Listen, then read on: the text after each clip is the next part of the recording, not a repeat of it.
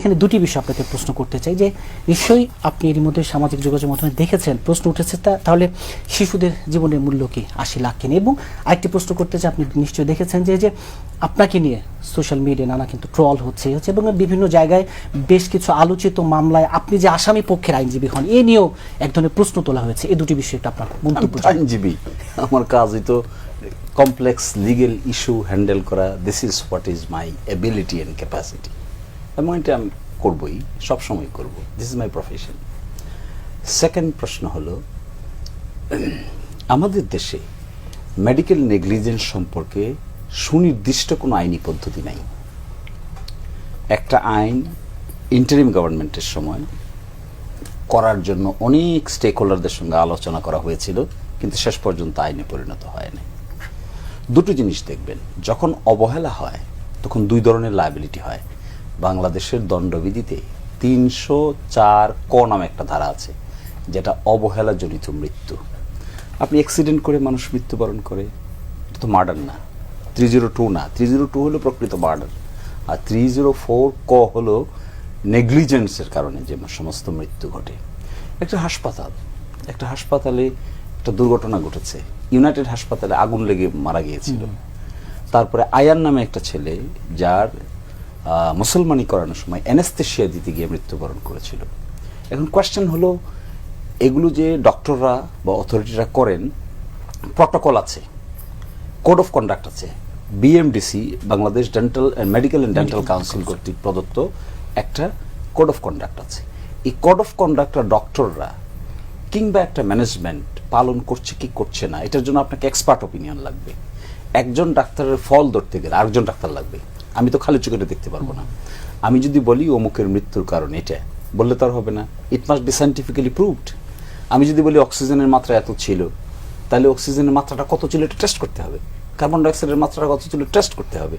এই সায়েন্টিফিক অ্যাপ্রোচটা আমাদের দেশে অ্যাবসেন্ট, ডিফিকাল্টি এই জায়গায়। এই জন্য দেখবেন আমাদের দেশে রোগীরাও ডিসস্যাটিসফাইড, ডক্টররাও ডিসস্যাটিসফাইড। বহু জায়গায় দেখেন না হাসপাতাল আক্রমণ হয়, ডক্টররা ডিসস্যাটিসফাইড, তারা বলছে আমাদেরকে ডক্টর প্রোটেকশন ল দরকার। আবার রোগীরাও ডিসস্যাটিসফাইড। কেন তারা ডিসস্যাটিসফাইড? তারা বলছে যে আমরা মেডিকেল নেগলিজেন্স হলে আমরা যে একটা অথরিটির কাছে যাব, কার কাছে যাব? হাইকোর্টে। এটাও আলোচিত না হলে যাওয়া যায় না। নিম্ন আদালতে কোনো মেকানিজম আছে? না। ভোক্তা অধিকার আইনের কাছে যাব? না। ভারতে কিন্তু সিস্টেম আছে।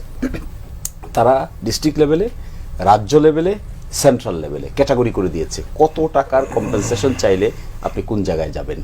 এই যে লস অফ লাইফকে আমাদের দেশে এখন এই কালচারটা ডেভেলপ করে নাই, কিভাবে কম্পেনসেট করতে হয়। At the end of the ডেতে আপনাকে কম্পেনসেশন করলে পরে কি হয়? রিহেবিলিটেশন হয়। আপনি তো লাইফ ফিরে আনতে পারবেন না, ইটস নট পসিবল। এবং সারা দুনিয়াতে এটা অ্যাকসেপ্টেড।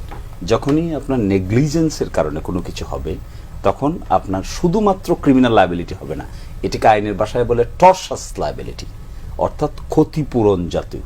যেমন আপনি একটা খাবার খেলেন এক জায়গায়, খাবারটা খেয়ে আপনি অসুস্থ হয়ে পড়লেন। আপনি একজন বড় অফিসার, আপনি কাজ করতে পারলেন না, কিংবা একজন ব্যবসায়ী, আপনি কাজ করতে পারলেন না, আপনার লস হলো, আপনি তো অসুস্থ হয়ে পড়লেন। দেখা গেল টেস্ট করে ওই খাবারটা ছিল পয়জনাস। তাহলে আপনাকে তার উপর কি করবেন এখন আপনি?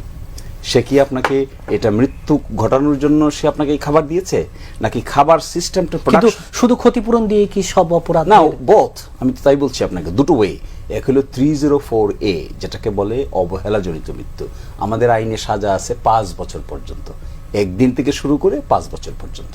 আমাদের দেশের ইতিহাসে একটা মামলা শুধু আমরা পেয়েছি বিগত 56 বছরে। বাংলাদেশে একটা ঘটনায় এরকম সাজা হয়েছিল, তাও হাইকোর্টে সেটা আবার স্টে হয়ে গেছে। আর আরেকটা হচ্ছে ক্ষতিপূরণের পার্ট। এই ক্ষতিপূরণের পার্টটাও আমাদের দেশে কালচারালি অ্যাকসেপ্টেড না। আপনি দেখবেন অনেক জিনিস আপনি রাজশাহী মেডিকেল কলেজে ঘটতেছে না, আমাদের বর্তমান হেলথ মিনিস্টার আইসা বলছেন দে শুড বি হ্যাংড। আপনি দেখবেন দে শুড বি হ্যাংড, ওনার ডেইলি স্টারে বিরাট বড় হেডলাইন আছে। কোথায় উনি হ্যাং করতে পেরেছেন? কেন পারেন নাই?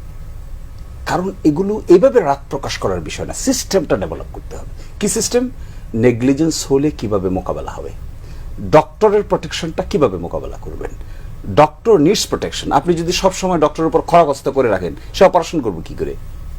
তার মাথায় যদি সবসময় এটা ঘুরে কমপ্লেক্স কেসের অপারেশন করতে হবে না, তাহলে তো সে একটা কারেক্টটা সেলাই দিবে, এটাও আপনি করতে পারবেন না। আবার এট দ্য সেম টাইম কোনো রোগীর যদি রাইটস ভায়োলেট হয়, তারও আপনার প্রোটেকশন দিতে হবে।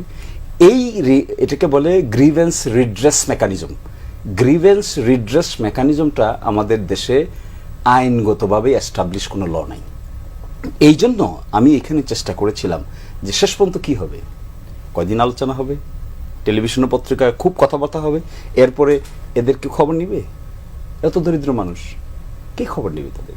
এরা কি কোর্টে গিয়ে তাদের রাইটটা এনফোর্স করতে পারবে? কোর্ট তো নাই, এই জন্য তো সুনির্দিষ্ট কোনো আইন নেই। তাহলে কোথায় যাবে? তাহলে এই জিনিসটাকে দুভাবে ডিল করতে হবে। একটা হলো police will conduct investigation as per penal code, আর দে শুড বি কম্পেনসেট। ক্ষতিপূরণ that will help them their life, their rehabilitation. আপনি যদি এটাও না করতে পারেন, ওটাও না করতে পারেন, what would be the ultimate result? Things will be zero. অধ্যাপক ডক্টর